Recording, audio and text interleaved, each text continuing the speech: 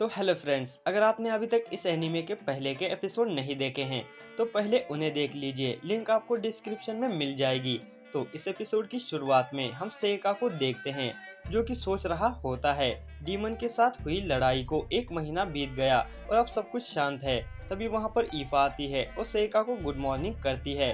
तभी सेका अमियो को देखता है और सोचता है, मेरे लाइफ का प्लान सीधा है। मैं किसी ताकतवर को अपना दोस्त बनाऊंगा और उसका फायदा उठाऊंगा।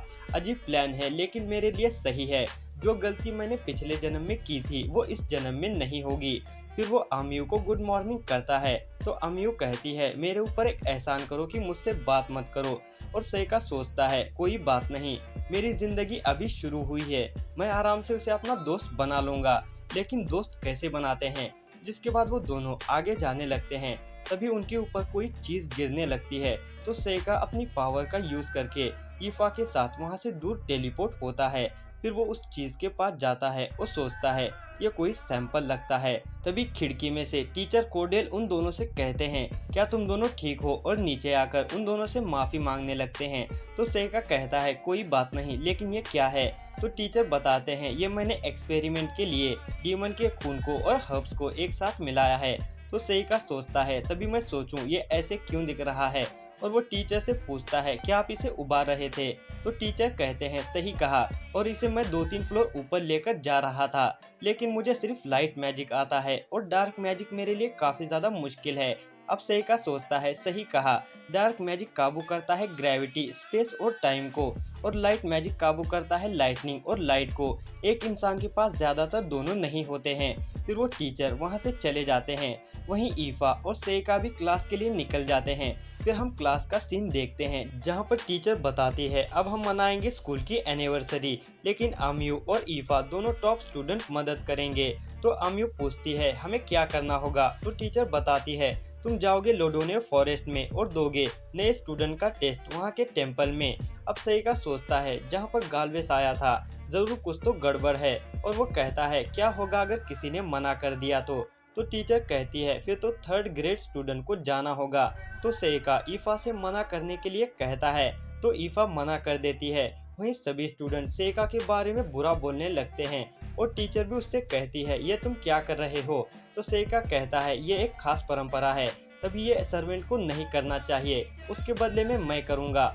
जिसके बाद हम उन दोनों को देखते हैं जहाँ पर सेका कहता है, माफ करना ईफा, तुम जाना चाहती थी ना? तो ईफा कहती है, ऐसी बात नहीं है, आपका भी कोई रीजन होगा। तो क्या अमियो के लिए, क्या आपको वैसी लड़कियां पसंद है? वो काफी खूबसूरत है और उसके सुंदर बाल हैं। तो सेका कहता है, नहीं ऐसी बात नहीं है, मैं बस उसे अपना दोस्त बनाना चाहता हूँ। तो ईफा कहती है, लेकिन क्यों? तो सेका बताता है, तुमने देखा ना उसने डीमंस को किस तरह से हराया, वैसी ताकत ज्यादातर लोगों के पास नहीं होती है, तभी मैं उसके नजदीक जाना चाहता हूँ। तो ईफा कहती है, मैं भी ताकतवर बनूंगी, मेरे पास भी काफी एलिमेंट्स हैं तो मैं भी बन सकती हूँ। अब सेका कहता है, तुम जरा सोच कर देखो, हजारों लोगों की पुकार सुनना कैसा होता है। अमियो ये समझ जाएगी क्योंकि उसके पास ताकत है।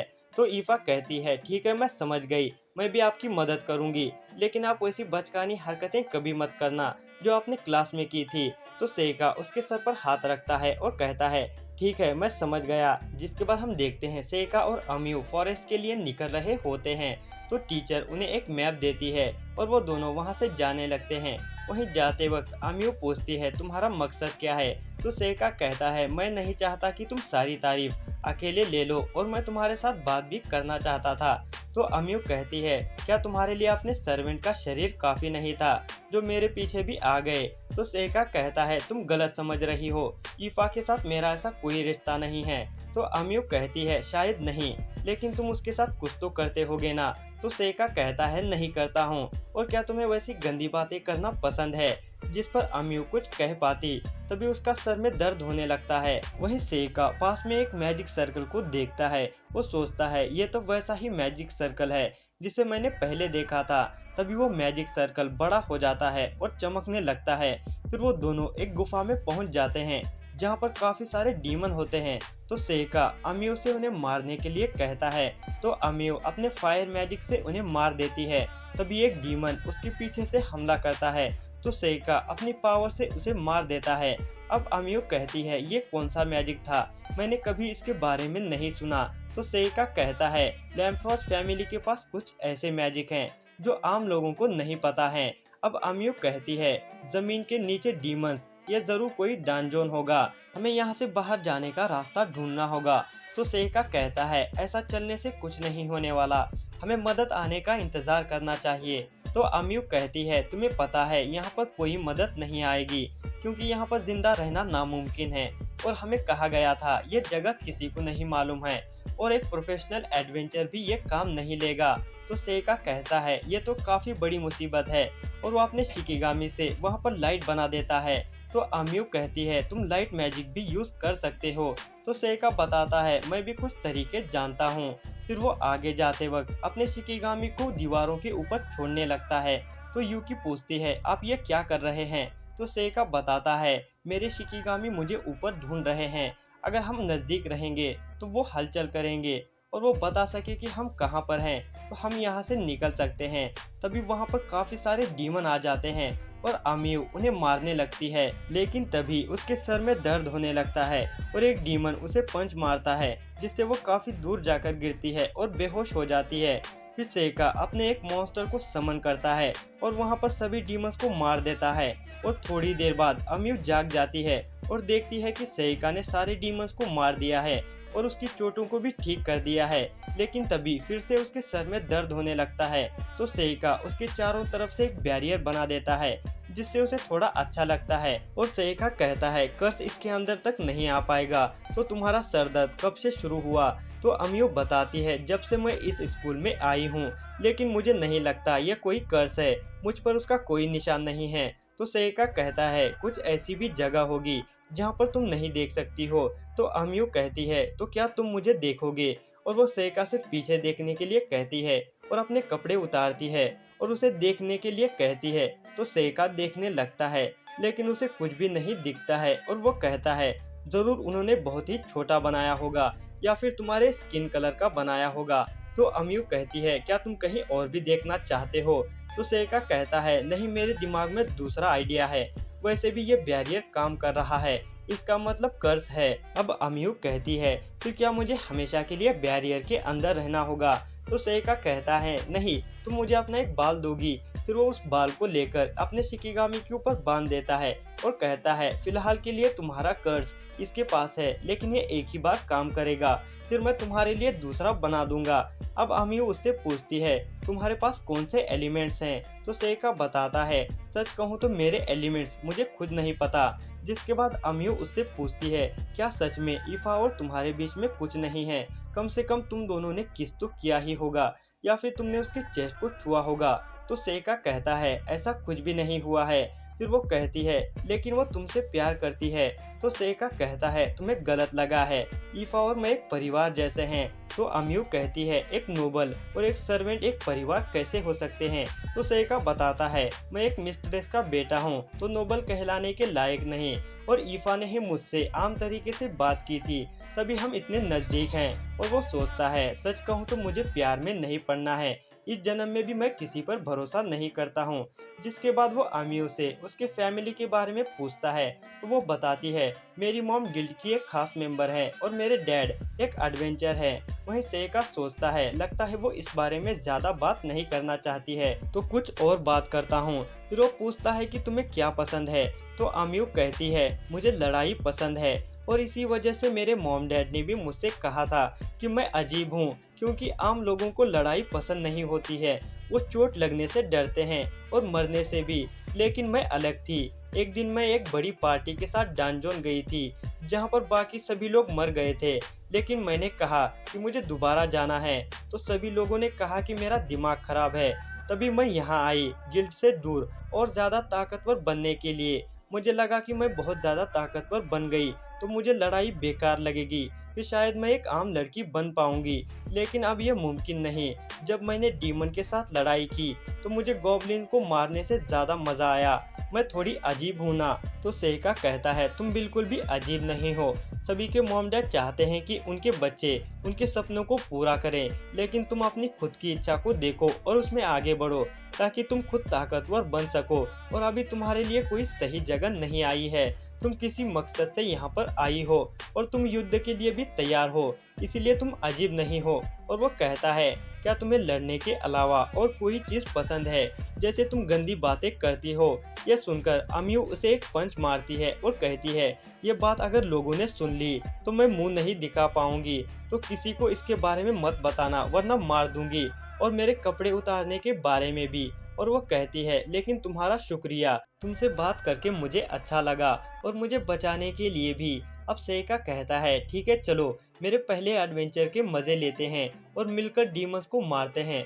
तो अमियो कहती है, कभी मुझसे भी एक दो चीजें सीख लो। जिसके बाद वो डीमंस को हराते हुए आगे बढ़ने लगते हैं और उस डांजोन बॉस तक पहुंच जाते हैं, जिसे देखकर सेका कहता है, अगर हम इसे हराकर यहाँ से बाहर निकल सकते हैं तो चलो कोशिश करते हैं। जिसके बाद वो दोनों अंदर जाते हैं और सेका अपने मैजिक से उसके ऊपर हमला करता है। वहीं वो नाग भी सेका के ऊपर अपना एसिड को फेंकता है, लेकिन सेका उससे बच जाता है और अमियो पीछे से उसके ऊपर हमला करती है और सेका भी एक एरो को उसके मुंह के अंदर मारता है और अमियो से उसके सर के ऊपर अपने फायर बॉल से हमला करने के लिए कहता है।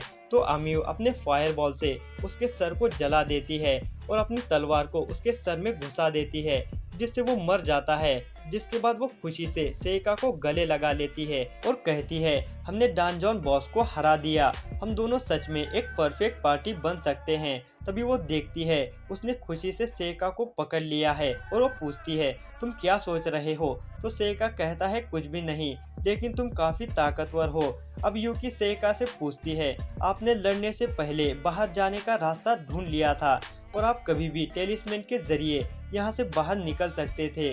तो सेका कहता है, लेकिन मुझे थोड़ा मजा लेना था और अमियो को भी थोड़ा मजा करवाना था, मुझे उसे और ज्यादा ताकतवर बनाना है। फिर वो दोनों आगे जाते हैं जहाँ पर उन्हें एक तलवार दिखाई देती है। सेका उसे निकालकर अमियो को दे देता है, वहीं एक रिंग भी होती है। तो सेका उसे उठाकर सोचता है, मैजिक सर्कल तो नहीं है, लेकिन मुझे इसमें से मैजिक महसूस हो रहा है। अब अमियो कहती है, हमें काफी अच्छी चीजें मिली हैं। तो सेका कहता है, हाँ, एडवेंचरर होना इतना भी बुरा नहीं है और मुझे तुम्हारे साथ मजा भी आया। ये सुनकर अमियो कहती है, कि हम कभी एडवेंचरर बने तो हम दोबारा से डांजोन में जाएंगे, ये एक प्रॉमिस रहा। जिसके बाद सेका हमें बताता है, फिर हम दोनों डांजोन से बाहर निकल गए और टीचर ने हमसे काफी सारे सवाल पूछे, तो मैंने सब कुछ बता दिया, सिर्फ आमियो के कर्ज और मेरे मैजिक को छोड़कर। और टीचर को पता ही नहीं था कि टेम्पल के नीचे एक डांजोन है और वो मैजिक सर्कल भी गायब हो चुका था, तो किसी को नहीं पता चला कि वो किसने लगाया था। जिसके बाद हम सेका को देखते हैं, जो कि टीचर कोर्डेल के पास जाता है और उनसे कहता है कि आपका मैजिक सही चल रहा है, क्योंकि अमियो अभी भी बिल्कुल सही सलामत है। यह सुनकर वो टीचर कहते हैं, तुम्हें कहाँ तक पता है। सेका कहता है, अजीब है ना, वो डीमन टेलीपोर्टेशन मैजिक का यूज कर सकता था, लेकिन वो खुद स्कूल बिल्डिंग के अंदर घुसा तक नहीं, और फिर ये डांजोन तो स्कूल में से ही किसी ने किया है, ये पता लगाना काफी मुश्किल था। तो टीचर कहते हैं, तो तुमने उन सभी को हराया, लेकिन तुम्हें कैसे पता चला कि ये मैंने किया था, मैंने कोई भी सबूत नहीं छोड़ा था। तो सेका कहता है, ये एक लंबी कहानी है, तो क्या तुम अब अपने असली रूप में आओगे। तो ये सुनकर वो टीचर कहता है, माफ करना, लेकिन मैं एक इंसान ही हूँ। तो सेका कहता है, तो एक इंसान ने डीमन का इस्तेमाल किया, और वो कहता है, तो तुम हीरो को मारना चाहते हो और ये मैजिक भी आप ही ने खुद बनाया है, काफी जीनियस हो। ये सुनकर टीचर कहता है, शुक्र है तुमने इसकी कदर की, ये लाइट मैजिक के लिए एक नया मैजिक है, तुम्हें किसी के पास जाने की जरूरत नहीं, तुम दूर से ही किसी को भी बीमारी से मार सकते हो, लेकिन इसमें काफी समय लगता है और अब मैं इतने नजदीक आने के बाद तुमने मुझे रोका है, इसलिए तुम्हें मरना होगा। तो सेका कहता है, आपको पता है अभी कर्ज उसके पास नहीं है, अभी कर्ज इस कागज के पास है, और आपके कर्ज का यही नियम है ना, जो भी डीमन के खून में रंगा होगा। और अमियो के ऊपर लड़ाई के वक्त डीमन का खून रंगा हुआ था, और एक बार कर्ज का रूल किसी को पता चल जाए तो वो कर्ज बेकार हो जाता है। यह सुनकर टीचर कहता है, तुम्हें मेरे कर्ज के बारे में कैसे पता चला। तभी सेका एक डीमन को समन करता है और उसे मारकर उसका खून अपने शरीर पर लगा लेता है और एक स्पेल को बोलने लगता है और कहता है, अब वो कर्ज मेरे ऊपर है। जिसके बाद वो फिर से एक स्पेल को बोलने लगता है और अपने कर्ज को उस टीचर के अंदर डाल देता है और कहता है, यहाँ के लोगों को कर्ज के बारे में ज्यादा पता नहीं है, इसीलिए वो समझेंगे कि आपने अपने आप पर ही कर्ज का इस्तेमाल कर लिया। ये एक अच्छी कहानी बनेगी, लेकिन यहाँ पर कर्ज के बारे में मुझसे ज़्यादा कोई नहीं जानता है। और वो बाहर आकर कहता है, अब मैं एक आम स्कूल ज़िंदगी शुरू कर सकता हूँ। जिसके बाद हम सेका और ईफा को देखते हैं, जहाँ पर सेका उस रिंग को ईफा को दे देता है, तो ईफा उसके लिए थैंक्स करती है। तो सेका सोचता है, मुझे मेरे साथी को ताकतवर बनाना होगा। तभी वहाँ से अम्यू जा रही होती है, तो सेका उसे हाय करता है, लेकिन अम्यू कहती है, मुझसे बात मत करो। यह सुनकर सेका शॉक हो जाता है। अब अम्यू ईफा को थैंक्स करती है, उसकी पढ़ाई में मदद करने के लिए। वहीं सेका सोचता है, ये दोनों दोस्त कब बने, मैंने ही क्या गलती कर दी। तो यूकी कहती है, शायद वो शर्मा रही है। तो सेका कहता है, क्या पता। और यहीं पर इस एपिसोड का दी एंड होता है। अगर वीडियो पसंद आई हो तो वीडियो पे लाइक और चैनल को सब्सक्राइब जरूर कर देना। इससे हमें ढेर सारी मोटिवेशन मिलती है। तो मिलते हैं आपसे एक और नए एपिसोड के साथ।